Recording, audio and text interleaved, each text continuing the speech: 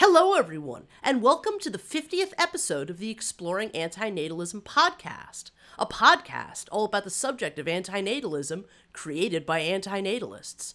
My name is Amanda Oldphan Sukenick, formerly known as Forever Wolf Films on YouTube. And I'm Mark J. Maharaj, also known as Philosophy on YouTube. And today, we're speaking with Professor of Philosophy at the University of Pretoria, author of countless book chapters, encyclopedia entries, and journal articles, including Does the Lack of Cosmic Meaning Make Our Lives Bad?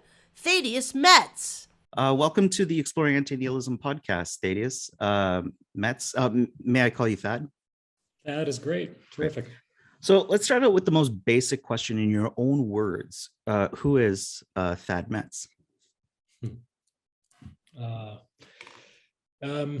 Yeah, I'm not sure. At least if that's understood to be asking what I essentially am.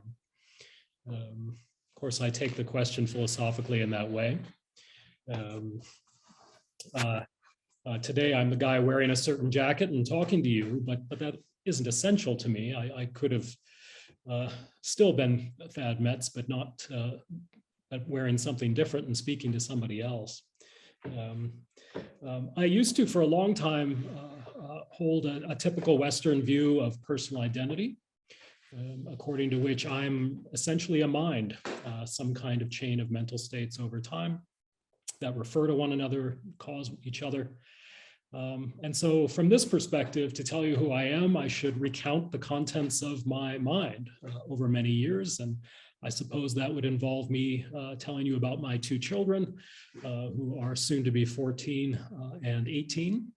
I tell you a lot about the philosophy I've done for some decades. I would tell you about the crime dramas I watch. I would tell you about the way I see people, typically as having potential and exhibiting beauty, being worth helping. But I've lived in South Africa now for more than 20 years and have become familiar with indigenous sub-Saharan cultures. And there, the conception of personal identity is different. And I've been trying this view on for size and trying to make sense of it and give it a good shake. And it's typical in African philosophy to think that what makes us essentially who we are isn't a matter of something internal to us, like a mind or a brain or a soul, but rather our relational properties. So if we applied this kind of view to something like water, what makes water water by this view isn't the fact it's H2O, but rather that it plays a certain role in an ecosystem. And if we take that kind of framework to persons, then what makes a person essentially who she is, as distinct from other persons, is the role she plays in a society.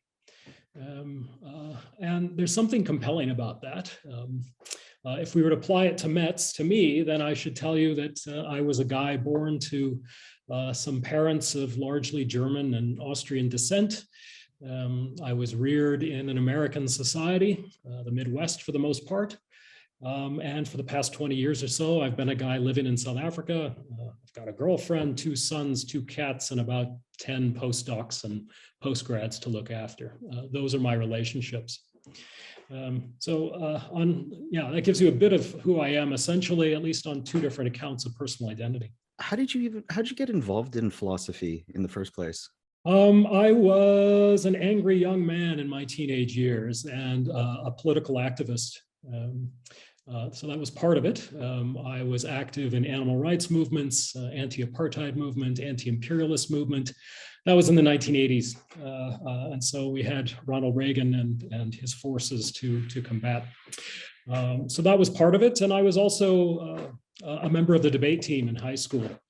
And so their policy issues were the order of the day. And I happened to have a fairly left-wing and philosophically inclined debate coach. And so it was sort of the confluence of activism and debate that led me to do a lot of political philosophy in my teenage years. And then it continued into varsity. And how about specializing in meaning of life? Yeah, that didn't happen until later.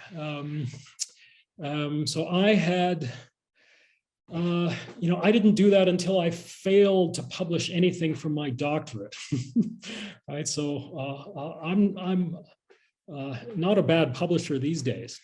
But initially, it took me 5 years to learn how to publish a journal article. And I never did publish anything from my doctorate. And then once I finally did figure out how to write a journal article and sort of worked up the core chapter of my dissertation, an editor of a good journal wrote back and said, yeah, it's a pretty good argument, but the field has moved on and we're just not that interested in it. And so I had to, I took his advice more or less and had to move on. And I recalled at that point a talk that Susan Wolf had given at the philosophy department where I was doing my PhD, and she had addressed the meaning of life in an analytic way. And the analytic method was familiar to me, but it being applied to the topic of meaning in life, that was new.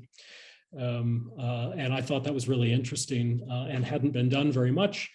And so in 1998, I think it was, 99, I wrote my first paper trying to follow in Susan's footsteps a bit. Thad, may I ask, why are you or are you not an antinatalist? I'm not an antinatalist. So if by antinatalism we mean the view that it's categorically or nearly always immoral to create new human beings because of the harm that that would befall them, if that's what we mean by antinatalism, I'm not an antinatalist. I've got 2 kids, and I think I'm reasonably consistent in my views. Have some integrity here. So if I thought it was wrong to have kids, or a grave wrong to have them, I don't think I would have had them. I think the main reasons I'm not an antinatalist is that I acknowledge the serious harms that many people face, and we all face, the harm of old age and debilitation and death. Hopefully, a number of us will escape much else on the way to that end. It's not a good end, but I acknowledge these harms. But I think that there are other things about life that make it worth producing and sustaining. And so there are two kinds of goods that I think make it, all things considered, justifiable to create new human lives, or new lives of persons at least. One is the dignity that I believe many human persons have. So when we're talking about antinatalism, normally we're talking about a low quality of life on the part of human beings that would make it impermissible to create them. But if we're talking about dignity, then we're talking about the value of life itself, or the value of a certain capacity that comes with the life of a human person. And so I think typical human persons have a dignity. They have a superlative, non-instrumental value that demands respect. And that is a value that it's independent of a person's quality of life. And I think we would be doing humanity an injustice if we let it go extinct. So part of the reason to procreate is to continue the species, is to create a being that has the most intrinsic value of anything on the planet. That's one consideration. The second one is that I think there is a cluster of goods that don't have to do very much with well-being and woe, or harm and benefit, or pleasure and pain.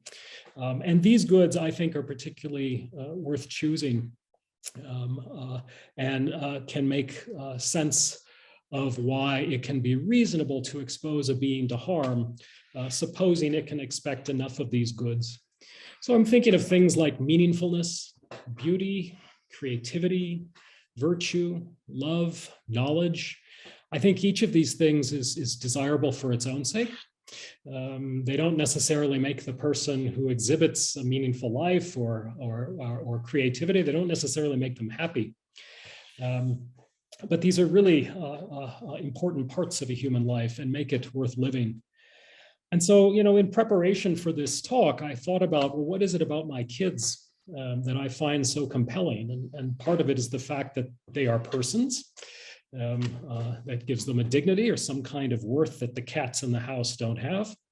But the other thing is, often when I look at them, I don't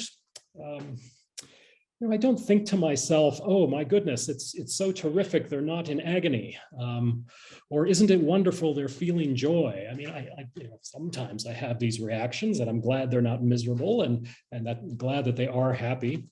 But at least as often, more often, I think, is there are other kinds of things or aspects about their life that I think are special. So my older boy, Mikhail, at 17, is a pretty good philosopher. And I was talking with him about a paper recently. I had an idea, and he detected ambiguity in the idea, drew a distinction between two ways of interpreting it. And not only that, came up with mathematical algorithms to describe each one. And he'll probably be a co-author of a journal article I'm writing as a result. I think that's really cool. I'm proud of him for that. I admire him for the insight. And none of that really has to do with happiness or unhappiness. It's something else. It's creativity, it's insight that I'm prizing there. And then when I look at my younger son, who does non-representational artworks, right? He'll get an image in his head and he'll come out in what he draws at times. And they're beautiful, otherworldly patterns that he creates. And again, it's not a matter of him being happy or avoiding unhappiness. That makes me think that's really neat and something special to behold. It's roughly his creativity and his creation of something beautiful that makes me think, gosh, it's one reason I'm really glad to have helped create this individual.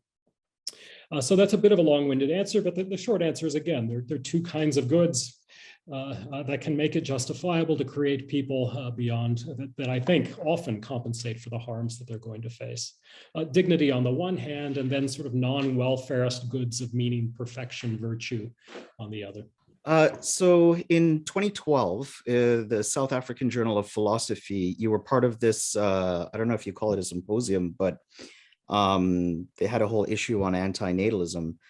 How did you get involved in that? Was there just like a call for papers? Because I think Boonin, Weinberg, Ashil Singh, Belshaw, and Benatar replied to a lot of this. But I remember you were the starting of that journal. Yeah, I issued the call for papers. Oh, okay. There you go.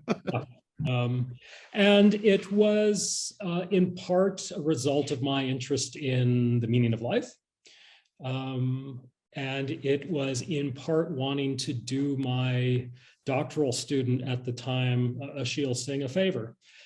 He was doing his PhD on antinatalism, and I thought, okay, well, let's put together a workshop of antinatalists. I'll invite senior colleagues like Benatar and Weinberg and the like, and we'll put them into conversation with Singh and other more junior folks. And so what initially happened is we had a 2-day workshop devoted to antinatalism where people presented papers, and then we revised the papers in light of comments received at that workshop and published the special issue. So that's the background. Great, thanks. Yeah, I didn't realize that. Yeah. In a previous interview, and I forgot which one it was. It might have been the one you did with Mark and Jason on The Brain in the Vat. You mentioned that your view on the meaning of life is Aristotelian and Kantian. Do you remember that? And if you do, could you expand on what you meant by that? So I think, yeah.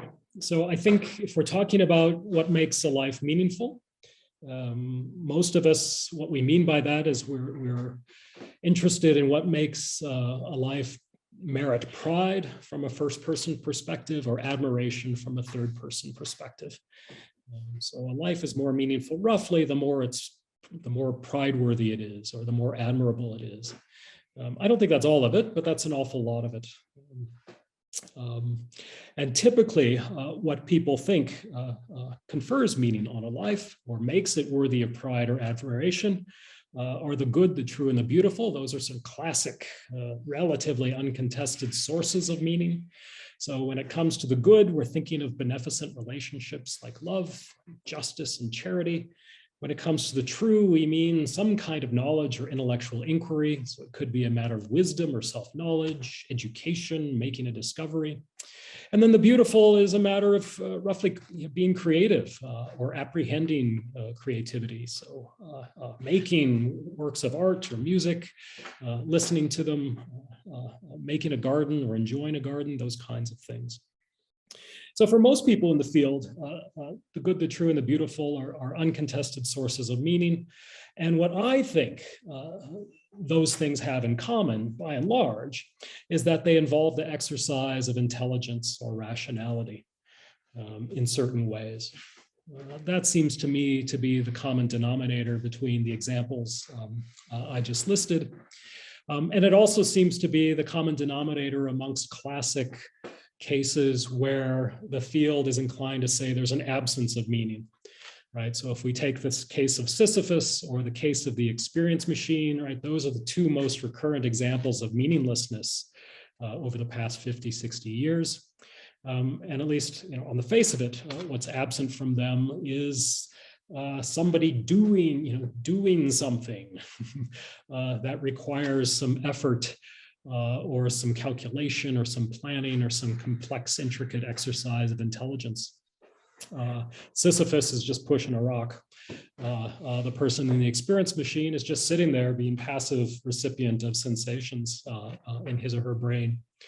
So I think we can multiply the cases, but the short story is that I hold an Aristotelian or Kantian view in the sense that what I think is central to what makes a life meaning is this sort of positive exercise of our intelligence in certain ways. You hold an objectivist view, right? Yeah, and that's the point of contention between you and Benatar. Well, it's one sort of. I mean, he thinks there are two different kinds of meaning. He thinks there's a subjective meaning on the one hand and an objective one on the other.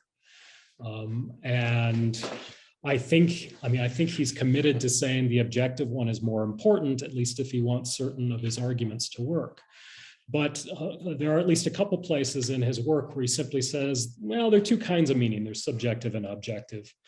And I'm not sure I'm willing to sort of count the subjective approach as a genuine kind of meaning, or at least it's not going to count very much for me. Do you collaborate with other philosophers of aesthetics to accompany the beauty part that you mentioned? I haven't. In fact, I think a weak part of my training is I haven't done that much when it comes to philosophy of art and aesthetic theory. I would like to have the time to do more. Yeah, you produce quite a lot of work. When I was looking at Phil papers, it's amazing. Yeah, I think you have. Correct me if I'm wrong. At least from my search, you have two upcoming books in the new year, right? Yeah. And I think this year you came out with the Conversations with Benatar, and then in 2019, and this was, I have not read this book, but it was let's see, God's Soul and the Meaning of Life. What was so one of my questions was, are you a theist? But when I read your entry in the Stanford Encyclopedia of Philosophy, it doesn't appear that way. So was that book just to explain a spiritual, a theistic, a supernatural account of meaning of life? I haven't read, so I'm not familiar with that. No, that's fine. I'm a little bothered that you were able to pick up I'm not a theist from the Stanford entry, because that's I've read your papers too, so it's supposed to be neutral. No. So I've read the entry, I've read your papers, so it's just an accumulation of things. Yeah.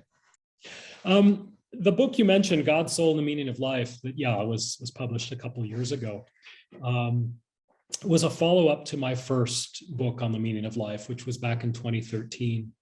And in the first book in 2013, at that stage, The debate was between roughly a naturalist who maintains that God and a soul are not necessary for meaning in life, and then a supernaturalist or religious view that said, no, they're necessary for meaning in life. And if God and a soul don't exist, then our lives are meaningless.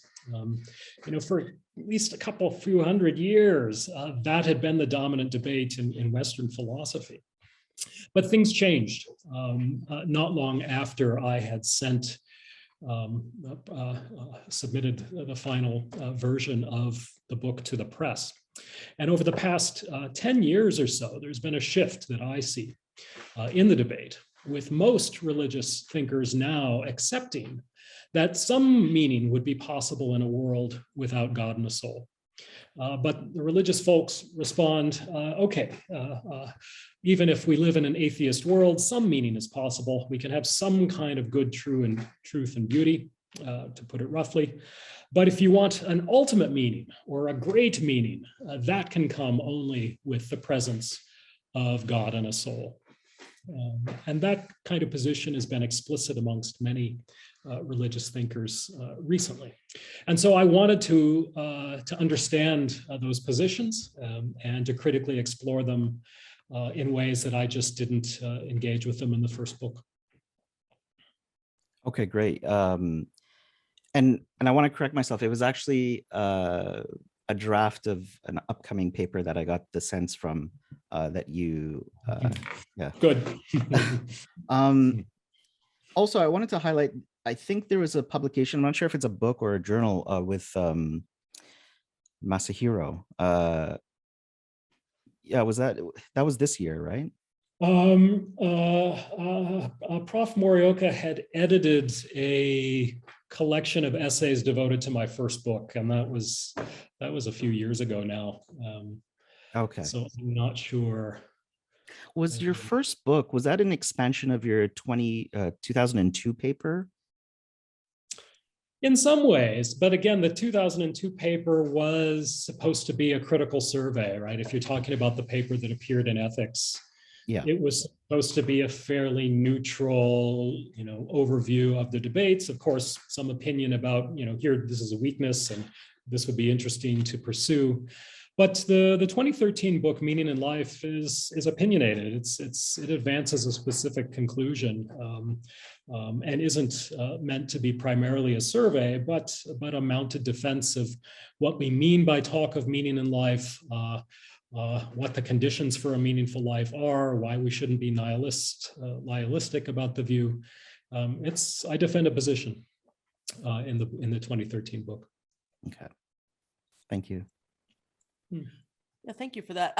Outside of Wikipedia, the word antinatalism is still to this day not included or defined by any known dictionary in the world in any language. So I'm curious, how do you feel that antinatalism should be defined?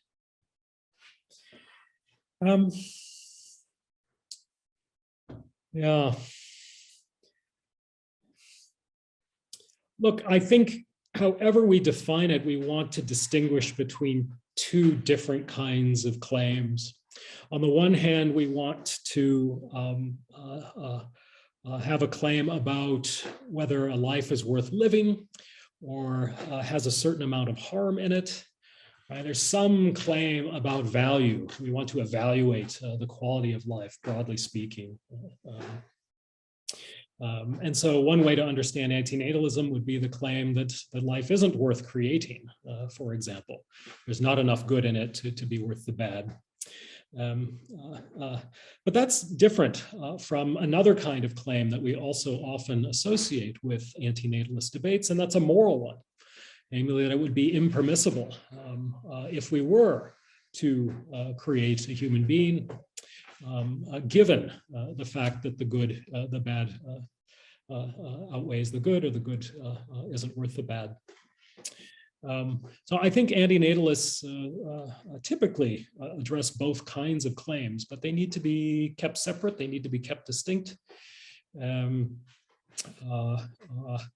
I think the ultimate one is a moral claim. I think ultimately, what would structure much philosophical debate would be the claim that antinatalism is the view that it's immoral to create new human lives for a particular reason, namely that they're not worth creating.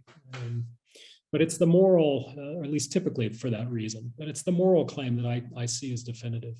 Do you have any thoughts about the imposition argument? Because I mean, we can have all kinds of ideas ourselves of like, is this a good life to put somebody in? Is this a, will there be enough meaning? Will there be enough this or that? But it doesn't really speak to the experience of the actual person you're creating. So I'm just curious if you have any thoughts about sort of the imposition argument, and the experience of the child that you're going to create is really what has the most weight, that it's not really something that should be played with because they might not find all of these same signals of meaning that the procreator is. They might not. But the philosopher in me thinks, well, they would be mistaken. I'm really quite drawn to the idea that we can be more or less justified in claims we make about the quality of a life, and that some claims are more reasonable than others. I've been thinking about the meaning and value of life for some 30 years. Maybe I'm wrong. I'm not infallible. I'm not an oracle. But for all I can tell, there are certain aspects of a life that make it desirable and certain aspects that make it undesirable. Someone might disagree, and the child I created might come to disagree. But the issue, I think, wouldn't be the mere fact of disagreement. It would be, I would be much more, given much more pause if the child I'd created reasonably disagreed, had good reason to disagree with these kinds of judgments that I hold. Then I'd be given much more pause. They'd have to make an appropriate argument for you. They would have to give me an argument. That's right. Right. But just simply holding a different view wouldn't be enough. In the SCP entry, you wrote, despite the venerable pedigree, it is only since the 1980s or so that the distinct field of the meaning of life has been established in Anglo-American Australian philosophy on which this survey focuses. And it is only in the past 20 years that debate with real depth and intricacy has appeared. 2 decades ago, analytic reflection on life's meaning was described as a backwater compared to that of well-being or good character, and it was possible to cite nearly all the literature in a given critical discussion of the field, and then you cite your paper. Neither is true any longer. And I was curious, this seems odd, that the field of philosophy, that this would be relatively new. And I was just curious why that would be the case, because it kind of reminds me about procreative ethics and even the philosophy of death. It's odd to me that this wouldn't be so talked about, and especially the meaning of life. It seems like that this would have a way longer history. So how come it's like 20, 30 years?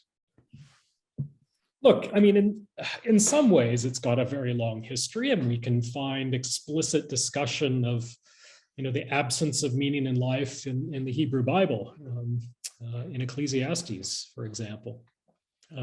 So I didn't want to suggest that it had only been discussed and until recently. It's got a long history. Yeah, and I don't want to denigrate the philosophy of death thing, that's Epicurus and stuff like that. But I meant like more contemporary work engagement, I guess, is what we're both talking about. I think that's right. But I do think it's true that meaning as a distinct field, as a value that's taken as its own, something separate from well-being and morality, right, that's new, relatively speaking. I'm not enough of an intellectual historian, I think, but I mean, one plausible explanation would be the influence of of Western moral theorists. And so if we look at the utilitarians on the one hand and the Kantians on the other, for all their differences, they do tend, as Susan Wolf has pointed out in some of her works, to divide values and norms into two. Right? On the one hand, we've got self-interest or happiness, where that's a matter of either pleasure or desire satisfaction. And then on the other hand, we've got right action or morality, which is a matter roughly of regulating the degree to which people get what they want or have their self-interest satisfied. That kind of picture of two kinds of norms or values held sway over Western philosophers for a couple hundred years. And it really wasn't until the 1980s or so that philosophers were able to really break out of that and say, look, there are other goods in a life beyond morality and beyond well-being. There are also other bads. And so there's been a flourishing, I think, in the field since then. And to the point where we do have distinct fields of philosophy of meaning in life and philosophy of death. To go back to the anti-natalism argument, just referencing the 2012 journal, I remember Ashil Singh's paper, I think, dealt with the consent argument, right? And I was curious, what do you feel like intuitively? I'm not looking to debate the technicalities of it, but what do you feel are, given that there are multiple arguments for this proposition, what do you feel are the strongest and weakest ones? Because I have my own personal opinion, but I'm curious what you think. Yeah, I mean, the consent argument is interesting. I think the worry I've got about it is that normally if we do something against somebody's will, there's already a will there to be overridden. And procreation is a very strange case where we don't already have a will. We're creating a will. We're creating a person in the first place. And so at least, a natural explanation of why it's normally wrong to do something to somebody without their consent is that they've got a will and they don't will it, or they, it's not consistent with their will. But if there's no will in the first place, it's not so clear that this moral criticism applies. So I take the argument seriously. I hardly think this is the last word about it. But I personally find more compelling the position that Gerald Harrison had advanced in that 2012 collection of the South African Journal of Philosophy. And he suggests there that if we've got a duty to do something, then there would have to be a victim if we failed to do the duty. And that's a general intuitive principle that looks pretty right in many of our cases. If I fail to do my duty, well, then there's somebody who's been done an injustice, somebody we can point to. And he runs with that. And he says, well, look, if we take that for granted, then it looks like I don't fail to do my duty if I don't create anybody, because there's no victim. So it can't be a duty of mine to create anybody. If I don't do the duty, there's no victim. On the other hand, if I do procreate, I can foresee that the person is going to suffer harm, and I've got a duty not to impose suffering or harm on others. And so I would be violating a duty if I procreated, because I can point to the victim, the one created. I hope that's a good enough summary of Gerald's interesting argument in that paper. And what I think it forces us to do is to think about whether it is possible to have a duty to do something. Even if we violate the duty, there is no victim. So I think there might well be, or at least I'm open to the idea that we have duties to humanity in the abstract, that if human persons have a dignity, we've got an obligation to keep the human species going. And perhaps indeed to do our part to keep it going. That doesn't mean that the amount of procreation going on the planet is justified by any means. I think there probably is too much for all sorts of reasons. But as far as antinatalism goes, I'm open to the idea that as a way of showing respect for the superlative value of human persons, we have to create some, at least from time to time. Whereas even if we don't create them, there's no specifiable victim. The continuation of the species for meaning reminds me of Scheffler. I don't know if that's accurate or not. Was that, well, it's been a long time since I read that, but like, is that sort of similar to his view as well? Well, in this case, I'm arguing that we have a moral obligation to continue the species. And if I remember Scheffler, he doesn't put it in terms of morality. His point is rather that if the species went extinct, there would be less meaning in our lives. Right. Yeah. So those are two different kinds of claims.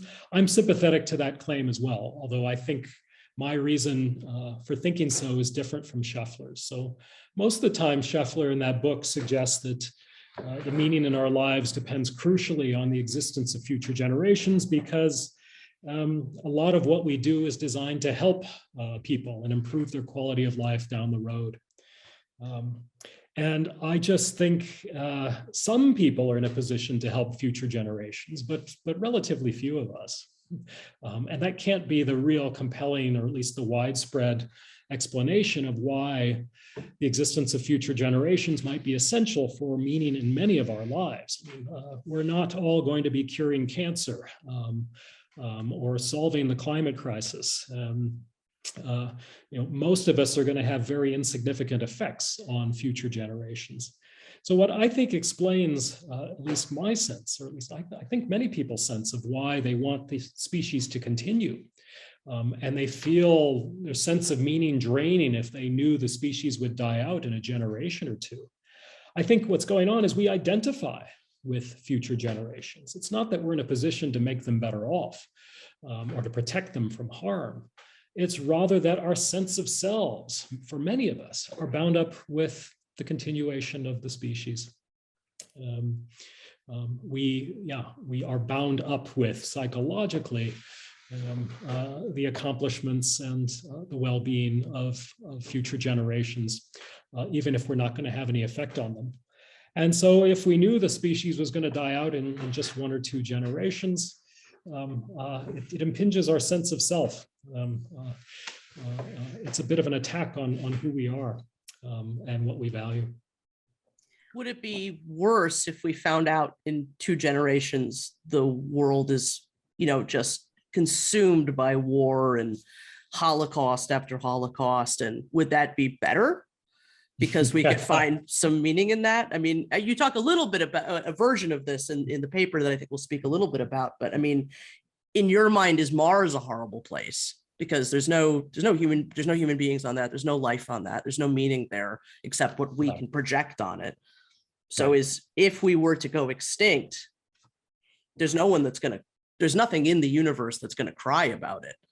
I mean, it's sad for us because we're psychologically addicted to the projection of that meaning that we give to future people, but we will go extinct. I mean, it is more than likely to happen at some point, no matter what we do, whether it's through anti-natalism or what, that this isn't going to last forever. Every meaningful piece of art we create, and it is sad. I mean, even though it is my position, there's a tremendous amount of sadness about that there. But my thinking is that that's sort of all it can really be. I mean, the better thing is that future projects a future where everything is out of harm's way, and that's a positive thing. Look, I think that's fair. I do think we should want future generations to exist only if their quality of life is going to be good enough. I mean, there has to be some kind of floor or a minimum. I accept that. I think my standards are perhaps lower than yours or those of many antinatalists, right? So I think the fact of that these are beings with a dignity matters, and the fact that they're capable of non-welfarist goods like love and knowledge and creativity, I think that matters. But they also need to, I do think it also matters that they be able to avoid, severe amounts of pain and illness and degradation. And if those were unavoidable, then yes, I accept that all things considered, it would be preferable for, if that were the only future was misery, we couldn't get above that floor, then yes, it would be preferable. But that's just a matter of saying that there can be fates worse than death. And if the fate is worse than death, then death is preferable. But my view is that so long as humanity could avoid fates worse than death, it would be meaningful for our lives to have children and to see the species continue. What's the reaction been like in terms of talking about or bringing up anti-natalism with colleagues or your students? I'm always curious about this because in different social contexts, some people will brush it off, think it's a ridiculous thing to even contemplate. And some professors have said, no, people have taken this very seriously. This is some students are engaging with the arguments. And I was just curious what your experience has been like in academia. It's not it's not a primary focus of mine. So I haven't gone around, I don't have a big sample here, I think. But one thing I'll say is that I do know there can be gut, sort of uncritical knee-jerk reactions to it. And when I've written letters of recommendation for students and colleagues who do work in the field, up front, I try to say something to motivate the reader to take the issue seriously and not to be offended by it as well. And so often I'll point to respects in which the reader would probably be inclined to accept that there are too many human beings, at least under certain conditions. Perhaps the reader thinks the world is overpopulated, or perhaps the reader accepts that if a child were going to be born that would just suffer horribly, and there was no cure for that, no way to avoid it, it would be better not to create that child.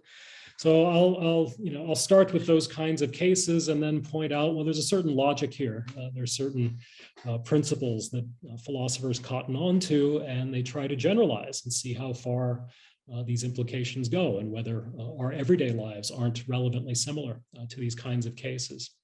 So I'm aware that there can be hostility or dismissal. I haven't received it personally myself, but it's out there, I'm willing to believe.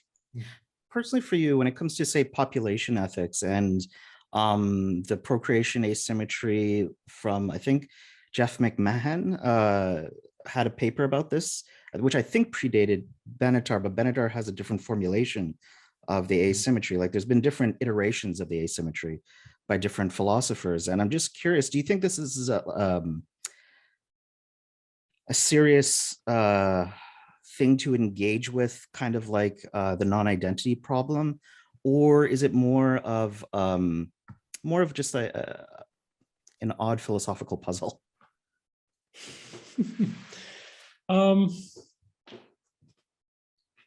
Well, I think most philosophy and most philosophical puzzles are important. That's probably just my view of philosophy. So I think philosophy itself is a meaningful enterprise. I think if we're able to advance our understanding of ourselves and the world philosophically, that's important, and it's something that merits pride if we're able to achieve it. So for me, there are very few just unimportant philosophical puzzles. If there's something that's real philosophical interest, then it matters that we put our minds to it and try to get things right. Well, let me put it this way. What if there's like an epistemic cause prioritization of things that you would wrestle with? So I think, for example, the non-identity problem, long-termism, in terms of at least population ethics, would be some serious things to think about. And for example, ethics, stuff like with transhumanism and abortion rights, stuff like that. If you were like, would there be like where would you place this, or like I guess I don't know how to phrase this, but out of all the areas that one can wrestle with, yeah, where would you put that on a spectrum if there was one? I think it's similar to the kinds of cases you just listed.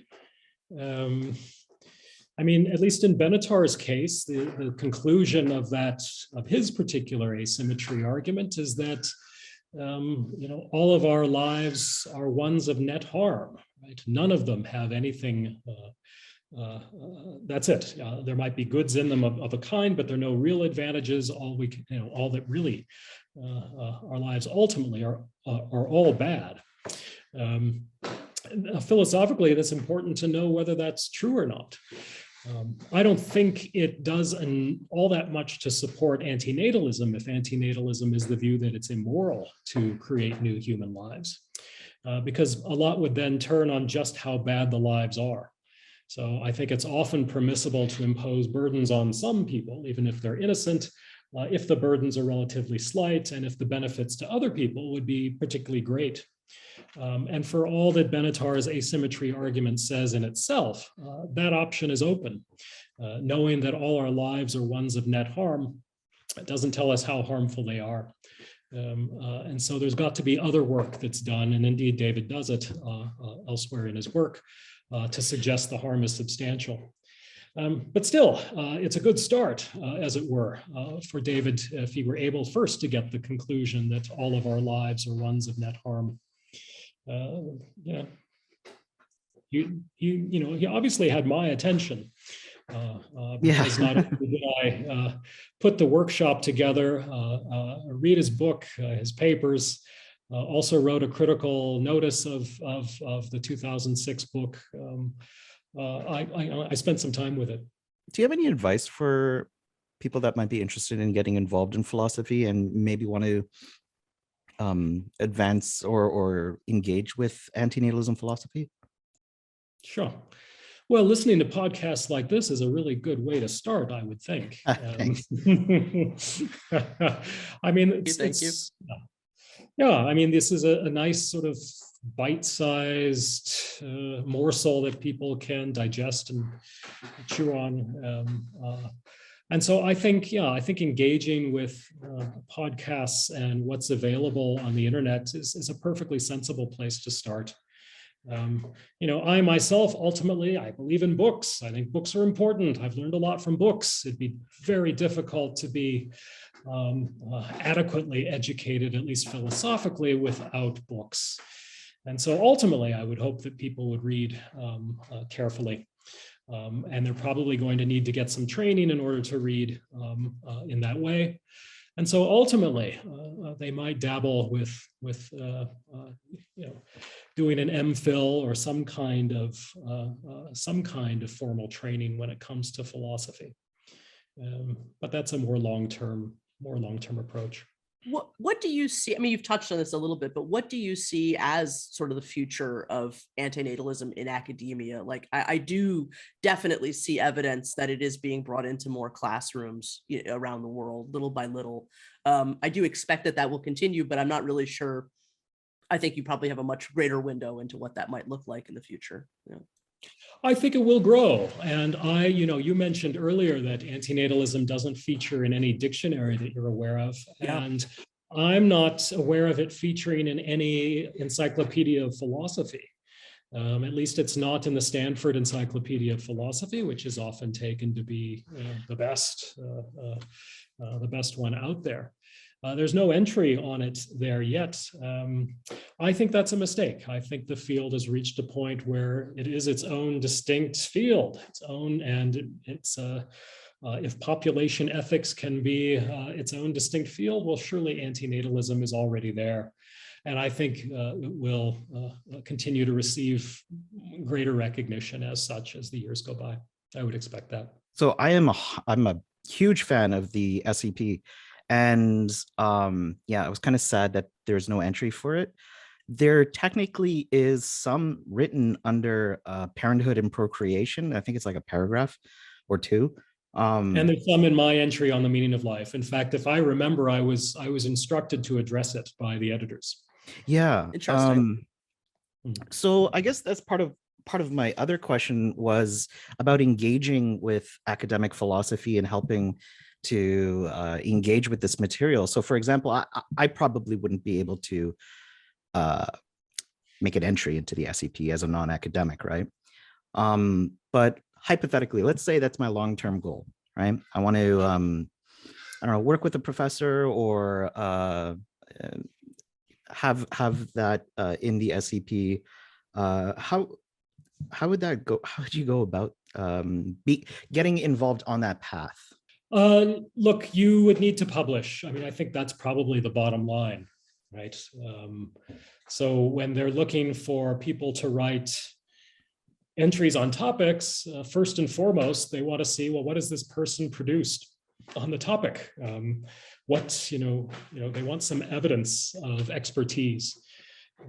And the default position for evidence of expertise in academic philosophy is having published material on the topic, at least in certain places.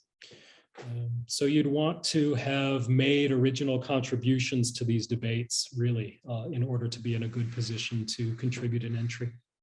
Mm-hmm. Okay, thanks. Would something like, I mean, just out of curiosity, would something like this count, or is there still sort of a bias? Well, I don't want to call it a bias, but I mean, a preferential, attitude given towards written work in order to, contribute to something like that? Yeah, I think, you can call it bias. But yes, absolutely, there is a preference given to written work. I mean, I think, what's expected in a publication normally, apart from an encyclopedia entry, is an original contribution, is saying something, advancing our understanding, getting us to look at a debate in a new way. And that's typically not done orally anymore. I mean, there are societies, oral cultures where that is done routinely. But in the West, it's a literate culture, and that's where the arguments and the original positions get spelled out. I think the test case, Mark, would be as if you expounded some original position and defended it incredibly well. You didn't do it in writing, though. You did it online for some hours, and you did it consistently. And I think, conceivably, if philosophers took it up, right? If they engaged with you in their writing, right? They referred to, this podcast or this presentation or this lecture, let's call it a lecture, that was available solely online. And people referred to it quite a lot and thought there was something really meaty there. Then conceivably, you could make a case for yourself. Because I know that there's one popular philosopher in anti-natalist circles, Julio Cabrera, but because he's not an English philosopher, I feel like there's a little bit of a bias there in the English-speaking world, Yep. At least globally with journal entries, that a lot of philosophers tend not to get highlighted, and seems a little unfair. I think that's true. And it transcends language, of course. It's entire cultures. In my experience, Western philosophy has been very parochial and inward looking for centuries. I see evidence of that starting to change, but it's been relatively recent. And there's a lot more to be done. Because I think one of your books, you also specialize in African philosophy, right? Yeah. Yeah, and I noticed that there was just a new entry about, I think it was like South Korean philosophy in the encyclopedia, and I'm seeing it expand more. So yeah, those are some really great developments. So I'm happy about that. Yeah. All too slow, but I do think, I hope they're unstoppable. That would be nice. Are you familiar at all with Julio Cabrera and his negative ethics or work in antinatalism at all? Afraid I'm not, no. Well, that's all right. Just curious. Yeah. Before this interview, Thad, you sent us a very interesting paper called "Does the Lack of Cosmic Meaning Make Our Lives Bad?" Which Mark and I read together. We enjoyed very much. Can you maybe talk a little bit about this paper? Okay, so it's part of a special issue of a journal that will be devoted to the work of David Benatar. And one way that David at times defends an antinatalist conclusion that it would be immoral to create new human lives is by suggesting that our lives would lack two sorts of goods. So on the one hand, we've got the asymmetry argument and other kinds of arguments given to the effect that our lives are unhappy or contain quite a lot of harm. But on the other hand, there are other places where David will suggest that another reason not to create new human lives is that they would be meaningless.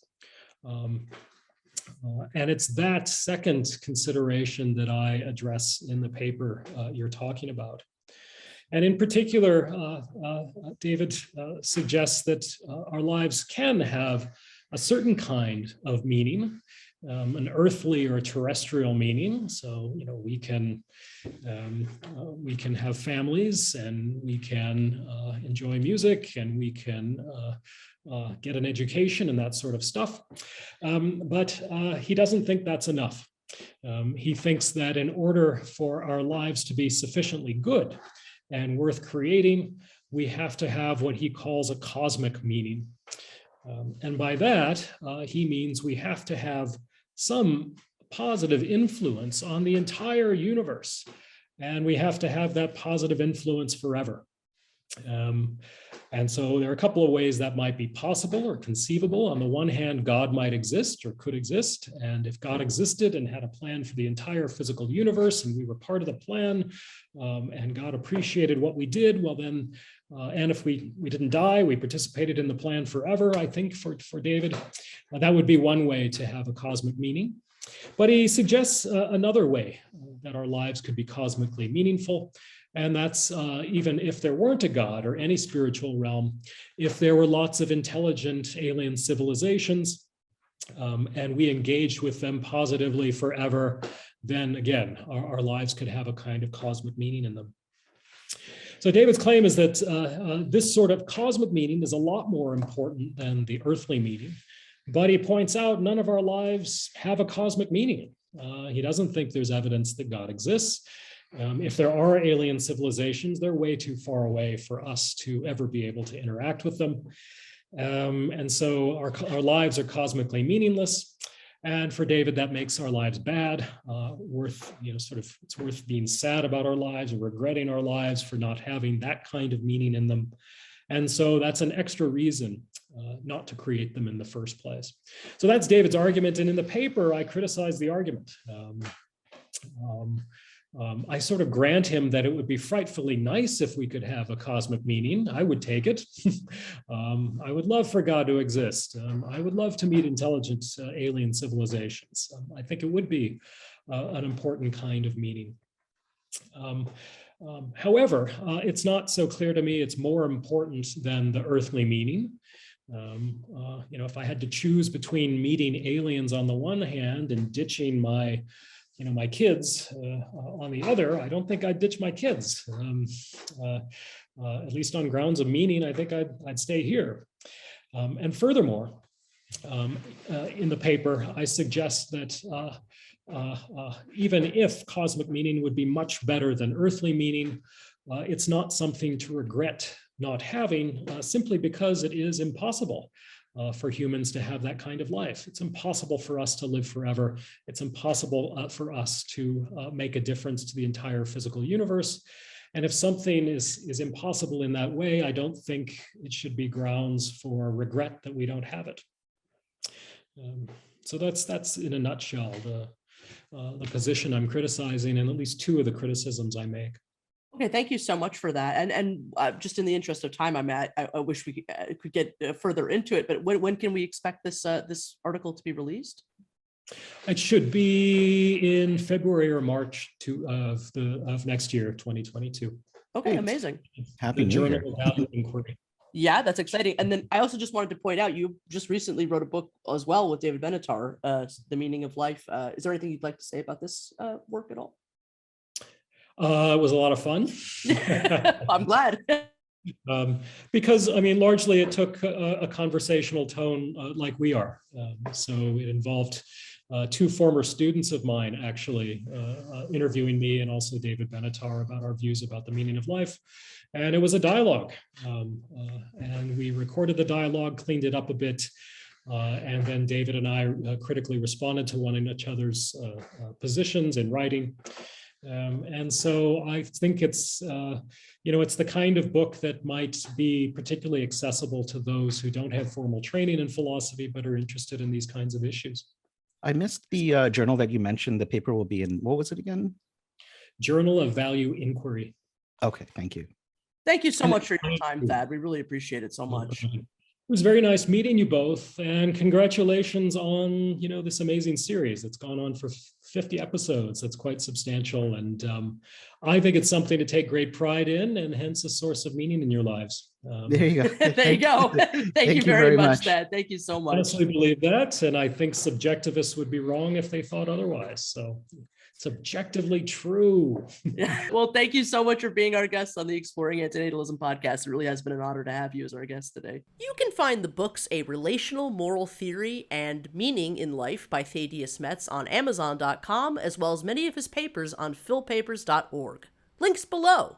Thank you for listening to the Exploring Antinatalism podcast. This has been Amanda Oldphan Sukenick and Mark J. Maharaj.